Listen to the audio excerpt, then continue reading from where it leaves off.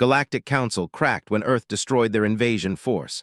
Voss Selen had worked in Chamber 11 for 11 years. She had filed 4,213 session transcripts. She had never been asked her opinion on anything, which was, she had always understood the point. The Minathi were employed in administrative roles because they were considered too minor to form political opinions. This was not presented as a grievance.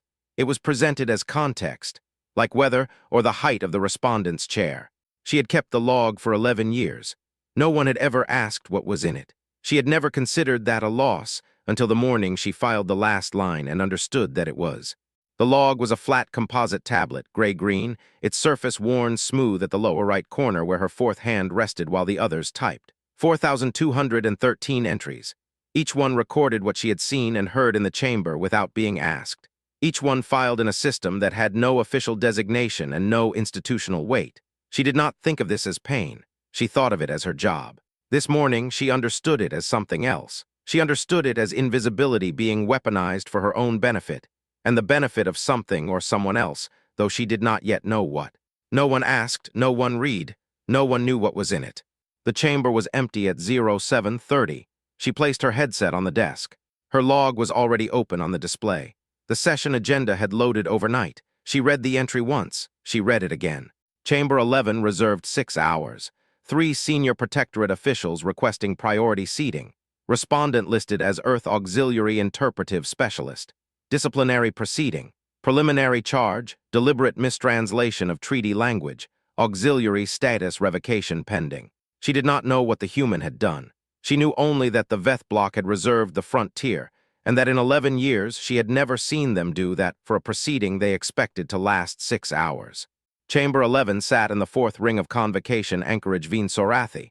The chamber's geometry was deliberate. The seating tiers were steep and close. The respondent's chair sat at the bottom of a well-shaped room. The person who sat there could see the tiered faces above them. The faces could see down. Light came in from the eastern wall and created particular shadows on the stone floor. Voss Selen had learned the angles. She had learned other things too, the difference between institutional silences, the particular quality of a breath taken before a vote, the way Arbiter Relvassen paused, always exactly 1.8 seconds before issuing a procedural ruling. She had never recorded the pause before. She had no category for it. She recorded it anyway. The Veth Protectorate had not lost a disciplinary proceeding in 19 years. This was not presented to her as pressure. It was presented as a fact she might find useful for context. Voss Selen recorded useful facts. She had 4,213 of them. At 08:47, Delegate Convocant Thesson Orval entered Chamber 11. He was 2.3 meters tall. His skull was ridge-plated from ear canal to nape. His forearms carried stress banding that shifted color under light. Right now the banding was pale gold, controlled. His 4 outer fingers on each hand were folded inward. His 4 primary fingers moved with deliberate precision as he settled into the senior delegate's chair on the front tier. Voss Selen noted in her personal log, "He has already decided how this ends." She did not assign this a category either. Arbiter Relvassen was present by 08:50. The Arbiter's position rotated between council species. Relvassen was meticulous. He used silences deliberately as procedural signals rather than as discomfort. He was the kind of official who understood that language could be used as a weapon, and that silence could be used as a shield against it. In the 3 years since Voss Selen had worked most frequently with Relvassen, she had learned that he never wasted time on nervous pauses. Every pause was calculated. She was thinking about this when Oralsen entered the chamber at 08:58. 2 minutes before session open, he wore a plain gray auxiliary sash. No rank insignia, no diplomatic seal.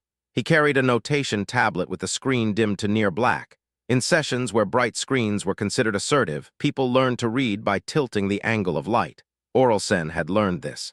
He sat in the respondent's chair without looking up at the tiers. He set a cup of something warm on the armrest. He began reading. Voss Selen wrote in her personal log, "He looks like someone who arrived early for a connection and has already made peace with whatever comes next." No category, just observation. The session opened at 09:00. Delegate Convocant Orval began his charge at 09:02. He spoke in complete paragraphs. He considered interruption a form of aggression. He spoke for 41 minutes without pause. The charge was structured. The human specialist, Oralsen, auxiliary rank, Earth Interpretive Service, had been contracted by the conclave to provide comparative linguistic analysis on the boundary treaty negotiations in the Sorathi Reach. The analysis was supposed to verify that translation was accurate across species. The analysis was supposed to be neutral. The analysis was not neutral. The Veth Protectorate had evidence of deliberate mistranslation. The pattern was systematic. The consequence was that Earth auxiliary personnel had misrepresented the boundaries by 340 square kilometers in the Protectorate's disfavor. The consequence of this misrepresentation was territorial dispute. The consequence of territorial dispute, if allowed to stand, was the precedent that auxiliary personnel could shape treaty outcomes through selective translation. The consequence of that precedent was the potential collapse of the evidentiary framework that the conclave used to avoid fleet movements and territorial conflict. Therefore, the Protectorate requested revocation of Oralsen's auxiliary status and removal of Earth from independent diplomatic representation for 30 years. Orval sat down at 0943. The chamber was very quiet. Arbiter Relvasin turned to the respondent's chair. Oralsen looked up for the first time. His voice was mild. "I have one question." He did not elaborate. Who commissioned the analysis? The question was simple. It should have had an immediate answer. The 4.3 seconds of silence before Orval spoke was the first indication that it did not. "The Institute operates independently," Orval said. "That isn't what I asked." Oralsen set his notation tablet down on the armrest. The warm cup was still there beside it. He folded his hands. He waited. His expression did not change. Voss Sellen's 3 hands stopped. The lower left one kept typing. She did not notice until it finished its line and found nothing to continue on. She sat very still. She did not know what she had just felt. She recorded it anyway. Oralsen submitted the first procedural information request at 10:15. It was polite.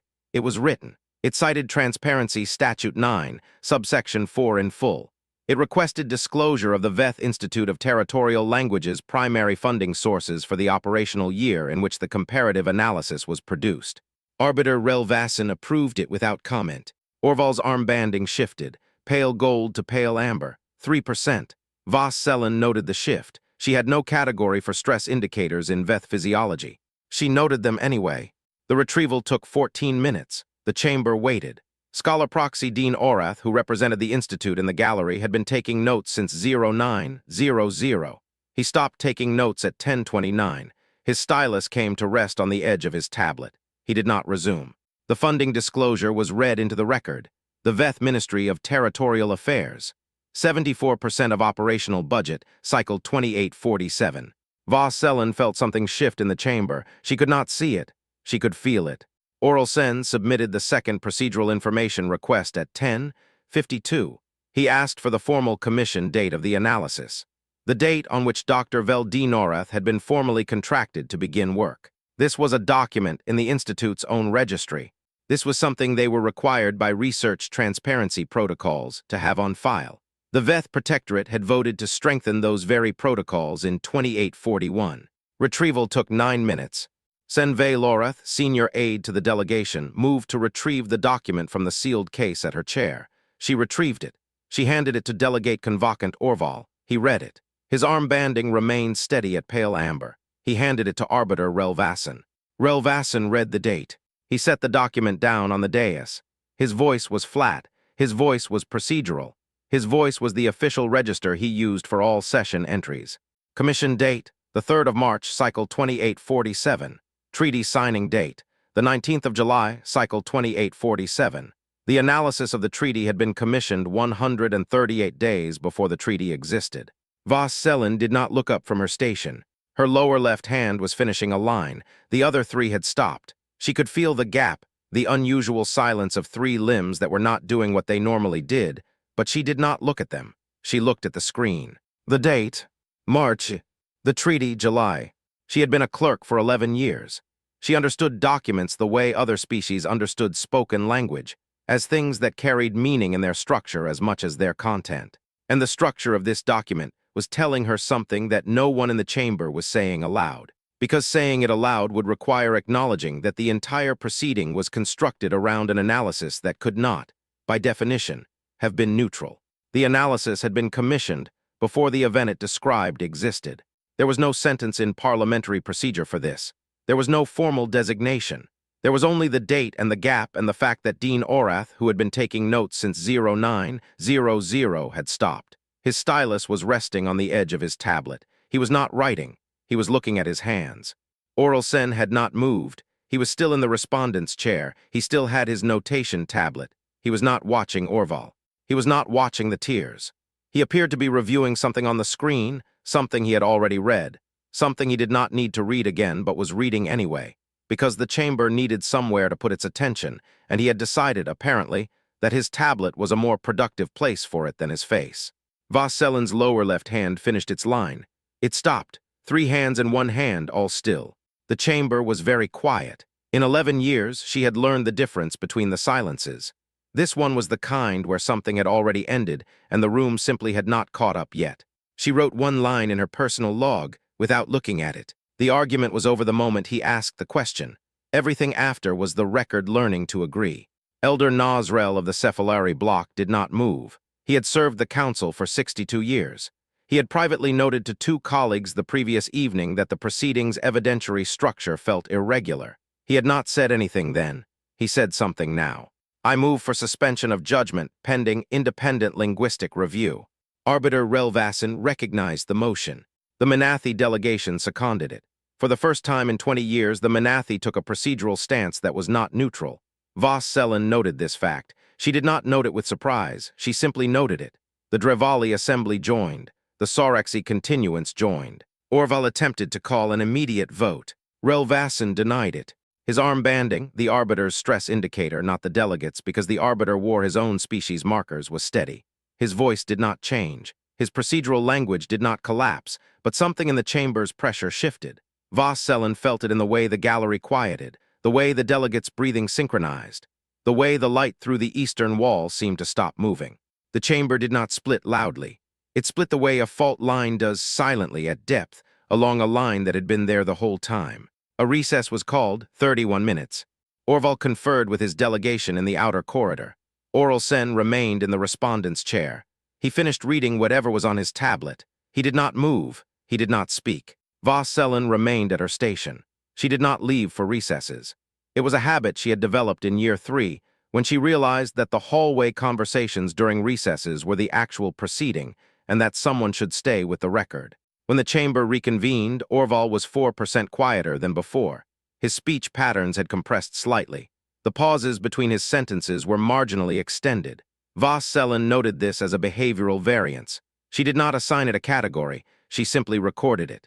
The suspension of judgment was formalized. An independent review panel would be assembled. The commission date was now in the record. The funding disclosure was now in the record. The gap of 138 days was now in the record. No one in the chamber said aloud what it meant. They did not have to. The record would say it for them. The session adjourned at 14:18. Orelsen collected his empty cup and his notation tablet. He left through the side corridor without looking back. Delegate Convocant Orval's delegation left in formation, banding fully amber without speaking to anyone. Arbiter Relvasin closed the session with the standard procedural language. His voice did not change. He had been an arbiter for 23 years. But before the formal close, he paused. Vasselin had never recorded a pause before the formal close in any of his sessions. This one lasted 2.1 seconds. She did not know what it meant. She recorded it anyway. She filed the session transcript, the preliminary charge, the procedural requests, the funding disclosure, the commission date, the suspension motion. The vote count: 4 blocks in favor, 2 abstaining, 1 dissenting. She filed it all. Then she opened her personal log. She had 4,213 entries. She had never considered that anyone would read them. She had never considered that a loss. Until the morning she filed the last line and understood that it was. She wrote something new. She did not know yet what it would cost her to have written it. She only knew that if the record was going to matter, someone needed to have been there. Someone needed to have watched. Someone needed to have kept what actually happened. She had kept it. For 11 years she had kept it. She thought perhaps that would be enough. The 8 weeks that followed were the procedural exhale that no one spoke about. The chamber continued its work. Sessions were called and adjourned. Procedural motions were voted on. The business of the Galactic Conclave moved forward with the particular efficiency of an institution that had learned to operate around silence. But underneath the ordinary work, something was happening that no one named aloud. The independent review panel was assembled. 11 scholars from 6 species. None of them Veth. They were selected for their expertise in comparative linguistics, their track records of institutional neutrality, their willingness to spend 8 weeks in methodical analysis without being told what conclusion they should reach. They worked in the verification archive sublevel 2, in a chamber that had no windows and fluorescent lighting that made everything appear slightly more real than it was. They read the comparative analysis, all 2,200 pages of it. They cross-referenced every claim against the original treaty language. They consulted the boundary records. They checked the translations against the negotiation recordings. They checked again. Voss-Selin watched the session transcripts arrive in batches. Each one was filed in her personal log as a separate entry. She did not assign them categories. She simply recorded them. The Institute's lead analyst submitted a response to the review's preliminary findings. The response was 340 pages long. It contained rebuttals to the methodology critiques. It contained explanations for the translation choices. It contained arguments about the nature of linguistic variance and the acceptable margins of interpretive difference. It was entered into the record. It was not discussed. The independent review continued, week by week, scholar by scholar.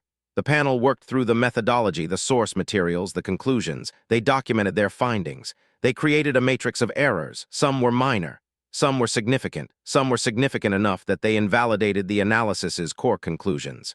22 methodological errors were found. Errors large enough to mean the entire framework of the analysis was compromised. The translations themselves were accurate within normal interpretive variance. The variance was 1.4%, within acceptable range for treaty-level linguistic work across species with non-overlapping syntactic structures. But the framework in which those translations had been presented was wrong. Orelsen's work had been correct. The Veth Institute's analysis had been wrong. But the analysis had been commissioned before the treaty it was analyzing had been signed. This was the thing no one could argue with. This was the thing that transcended methodology, transcended error rates, transcended the entire apparatus of linguistic defense. The analysis had been prepared to reach a conclusion before the event it was analyzing had occurred. This was the thing that made the proceeding irreversible. Voss-Selin understood something in those 8 weeks that she had not understood before. She understood that the question had not been about whether Orelsen was right. The question had been whether the record could be trusted, whether the people who kept the record could be trusted, whether the institutions that depended on the record being accurate could be trusted. She kept her personal log. 4,214 entries became 4,215, then 4,216, then more. She kept recording the procedural updates. She kept filing the independent review's weekly reports. She kept noting the dates and the times and the small behavioral details that no one else was recording. She kept the record. No one asked her what she knew. No one asked her what she had seen in that chamber. No one asked her if the record in her hands, the one she had kept for 11 years without being asked, without being thanked, without acknowledgement, contained anything that mattered to the outcome. She kept it anyway, because keeping it was her job, because someone needed to be there, because the kind of truth that mattered most was the kind that no one asked for and no one wanted, and no one would believe until they had to. The Evidentiary Standards Amendment was drafted by a working group. 9 species participated. The working group included the Manathi delegation. For the first time in 17 years, the Manathi had been asked to participate in a working group of this magnitude and significance. They had not been asked because the Manathi were suddenly considered wise. They had been asked because they had been there. They had been present in the chamber. They had been present through a proceeding where the only thing that ultimately mattered was what had actually happened, not what was politically convenient, not what was strategically sound, not what would preserve anyone's institutional pride. Just what had actually, verifiably, demonstrably happened. The amendment was written in plain procedural language. It required complete funding disclosure for all expert analyses submitted in disciplinary proceedings. It required commission dates to be provided, verified, and cross-referenced against the events being analyzed. It required that no analysis could be entered into the record if it had been commissioned before the event it described. It closed the mechanism. The pre-commissioned analysis was no longer available as a procedural weapon. The Veth Protectorate's method, the method they had perfected over 19 years, the method that had worked when prepared analyses could be entered without question, was structurally sealed. The amendment was brought to a full council vote. The vote was called 31 council seats in favor, 4 against. The amendment passed, it would take effect in the next procedural cycle. Every expert analysis submitted after the amendment's implementation would be subject to the new disclosure requirements. Every future proceeding would have to verify that the analysis was prepared after the event, not before. Delegate Convocant Thesson Orval did not speak during the vote. His arm banding remained at full amber throughout the count. It shifted only marginally when the result was announced. 31-4. The mechanism was closed. His delegation's primary procedural advantage, the ability to commission analyses that were designed to reach predetermined conclusions, was no longer available to him. He sat very still when the arbiter announced the passage of the amendment. He did not move when his delegation was formally notified that the amendment would take effect in the next cycle. He did not request a formal statement be entered into the record. He did not call for a procedural challenge or a reconsideration. He simply sat, the way a person sits when they are waiting for something to resolve itself, or for time to pass, or for the moment to end. Later, Voss-Sellen heard from secondary-tier clerks that he had left the chamber without speaking to anyone. He had simply stood, gathered his materials, and departed through the senior delegate's exit. It had been logged as a procedural irregularity, a session that ended without formal closure from the presiding delegation. It had never been formally addressed. Some things in the chamber operated that way. They were noticed, they were recorded, they were not named. They were allowed to pass into the institutional record as anomalies rather than as defeats. Orlsen's auxiliary status was not restored. This was important to understand. There was no triumphant clearing of his name. There was no formal apology. There was no recognition. The proceeding had been suspended. A conclusion had never been reached.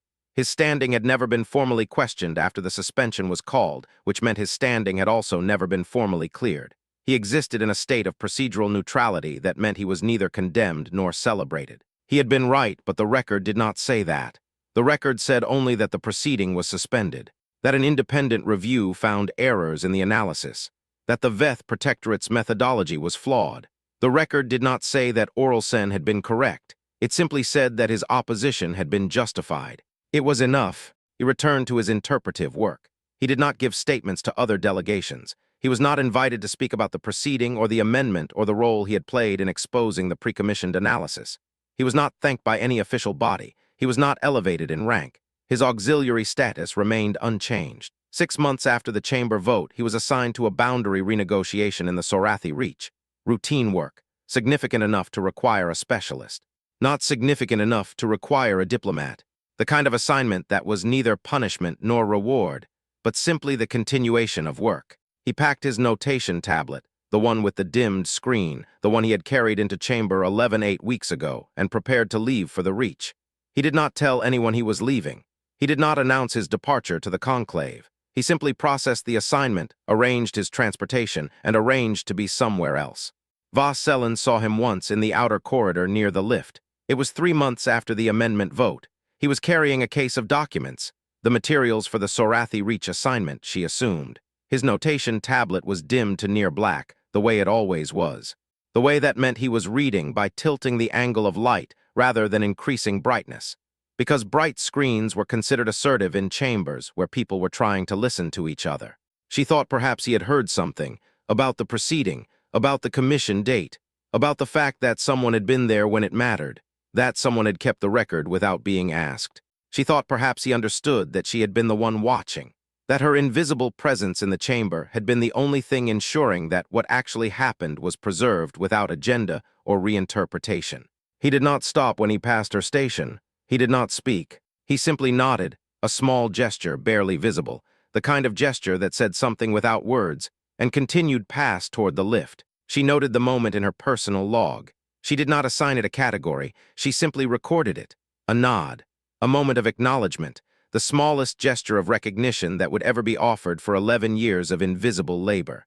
She continued her work. 4,234 entries, 4,235. The weeks turned into months. The amendment was implemented.